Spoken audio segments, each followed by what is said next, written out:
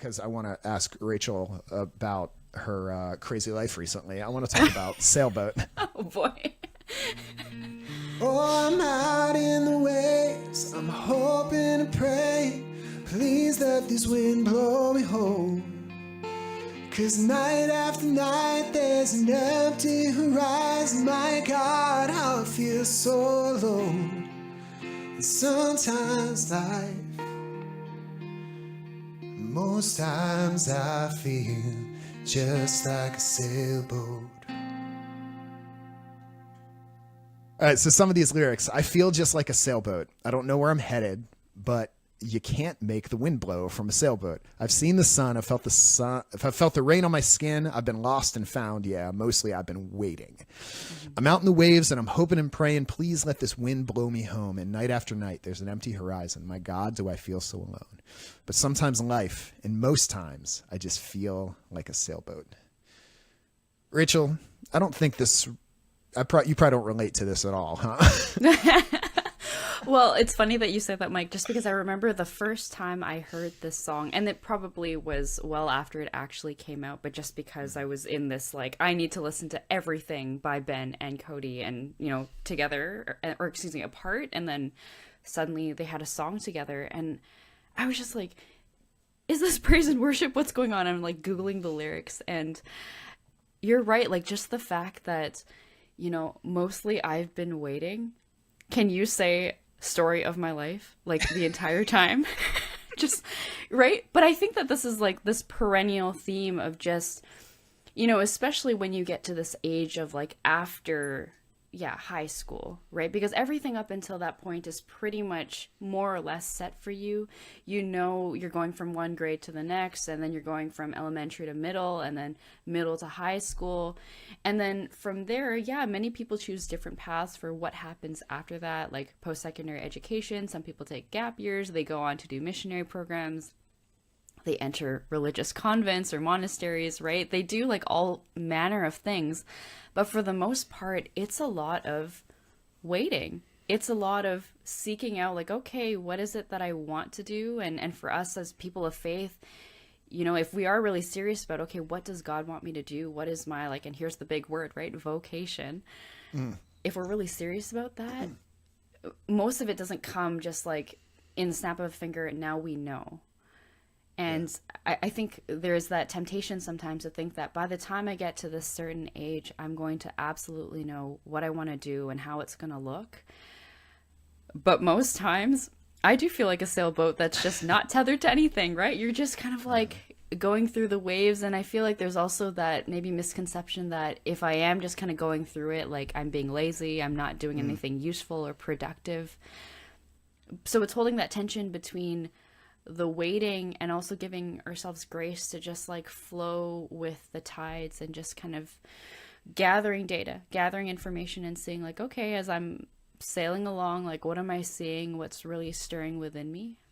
But that's really the story of our lives. Like, certainly the story of my life recently has been a lot of waiting and seeing, okay, what is God doing in that waiting? All right, so tell me if this gets too personal. We can edit it out later. Or you can just say, no, I don't want to talk about that with strangers on the internet.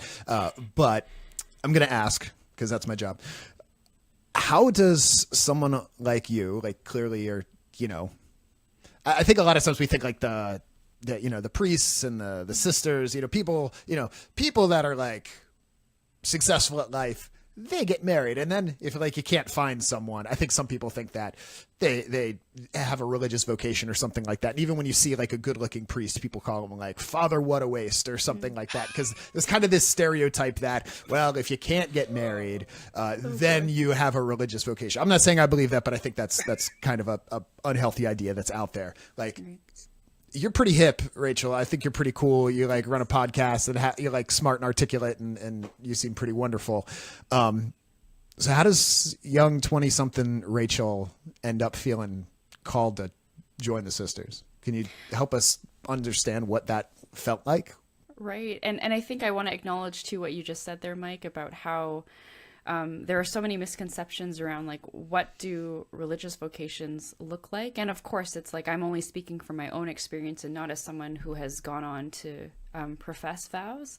But many times there is that misconception that these vocations are either born or it's, you know, it's a second choice thing where like, oh, there were no other alternatives and therefore I have to do this. Otherwise it just looks like I'm doing nothing with my life, which both are like these extremes that aren't healthy to understand. And I think that at the core of it, there's really an invitation to freedom, right? Because that's where love is, and love is a choice. And in order for love to truly be real, it needs to be freely chosen. And we know that from, you know, any Catholic wedding that you've ever gone to. And also if you ever have the opportunity to go to an ordination or to witness a sister or a brother professing religious vows, that element of freedom is mirrored differently, of course, but mirrored in both vocations. So I think just to kind of set that tone right off the bat. But I think for me personally, anybody that knows me would have, like, especially as a kid, would have probably said, what? Like, she wants to enter the convent? Like, no way. Like, too squirrely, not quiet enough. Don't know if she can actually pray, you know, like, so I think that there's academics is one thing, but certainly like that disposition, and not to say that like a person, or like I wasn't like holy enough, but even when I think back on myself, like 10 years ago, even, I'm just like, no, that the convent was maybe the furthest thing from my mind.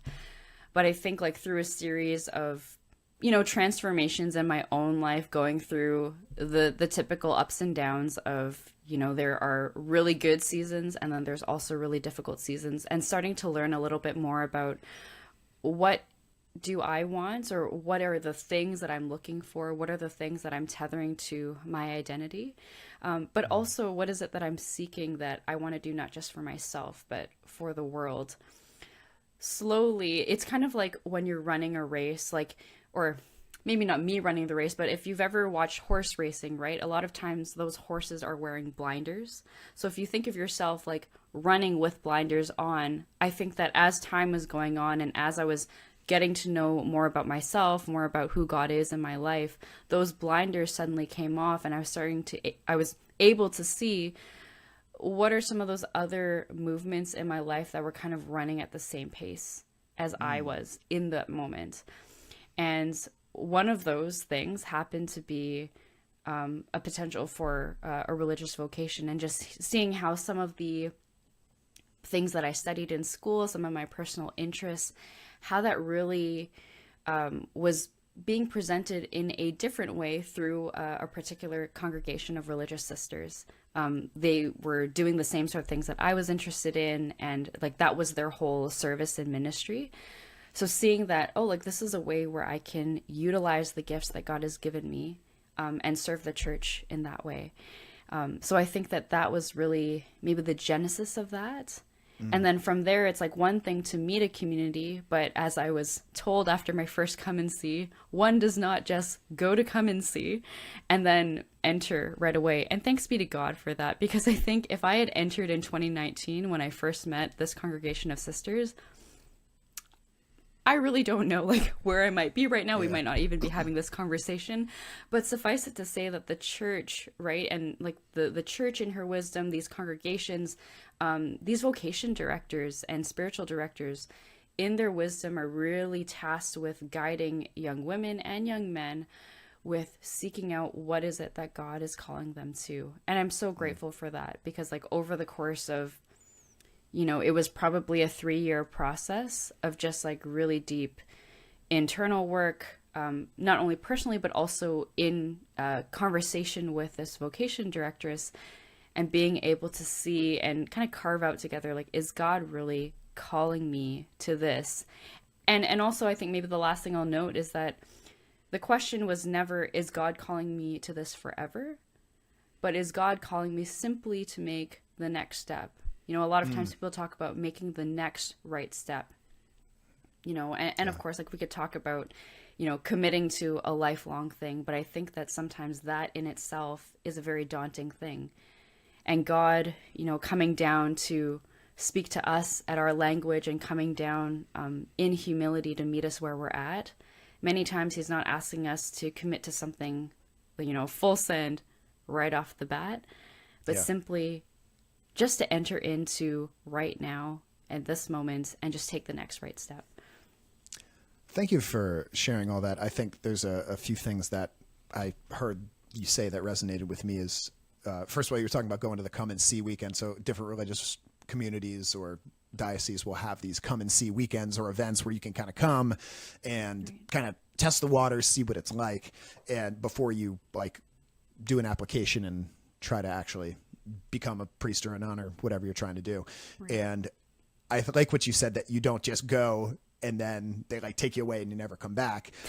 There are, because I've heard of some groups of priests and some religious orders that do that, and it a lot of times it like doesn't end up well. That's kind of a red flag for that religious order. And I compare it to like if you go on a first date with someone, it's like you were talking about doing the next right thing. That makes me think of Frozen 2, but I'm going to reference Frozen. Yes, I'm going to reference Frozen 1 when at the end of the ball Hans proposes to Anna. It's like, can I say something crazy? Will you marry me? Can I say something even crazier? Yes, like big red flag, huge red flag. It's like the same thing. It's like you don't go on your first date and then get engaged right there. It's kind of the same sort of thing, you know. And maybe that works out for some people, but like the vast majority, still a red flag. So I love this idea that it is very much like the next right thing.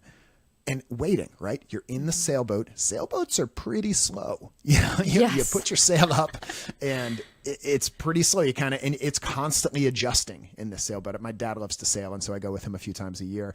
And you're constantly checking where the wind is, checking the depth of the water. There's a lot to it. And if you're not careful, that mast is going to swing and smack you in the head and smack you right off the boat. Like there's a lot to it.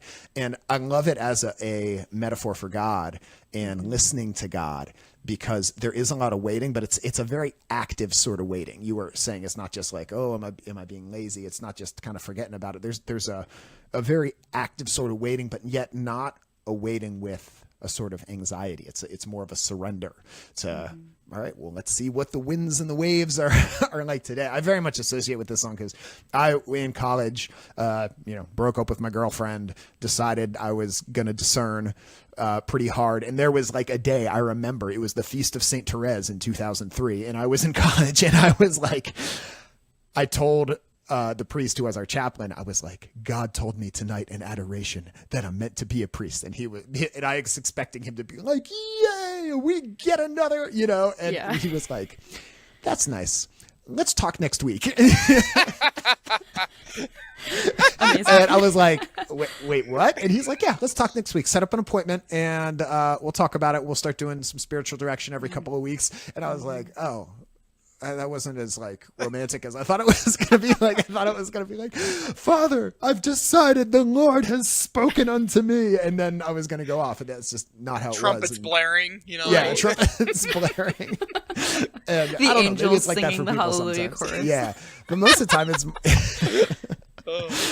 time it's more like this, going through these times where it's like, Ben says here in the lyrics, I'm pretty sure I'm heard and I know that I'm speaking, but I feel like a fool because I can't hear you listening, because you can't hear someone listening. Yeah. And, but I'm not giving up. No, I will move on forward. Again, that active waiting. I'm going to raise my sail. God knows what I'm headed towards. Like, God knows. And I think a lot of times, to stick with the sailboat metaphor, a priest told me one time, is like, you can put down your anchor and the wind's going to kind of blow you around if you're not where you're supposed to be, or if you're in waters where an anchor can't reach, like it's going to even sink your boat. You know, you got to wait for the right moment to kind of put down your anchor. And so there is this kind of radical openness that God calls us to.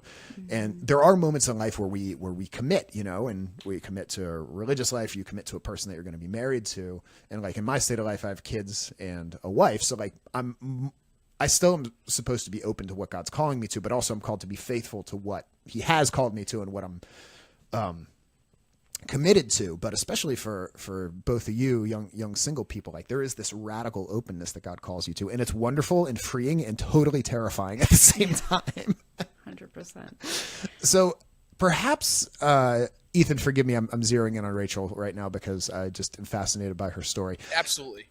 Rachel, what advice would you give for someone who is feeling in this sort of, my God, do I feel so alone sort of situation. They're out in the sailboat and the winds and the waves are blowing, and maybe they're like you, maybe something they thought was the right thing turned out not to be right, or it was right for a time but not forever.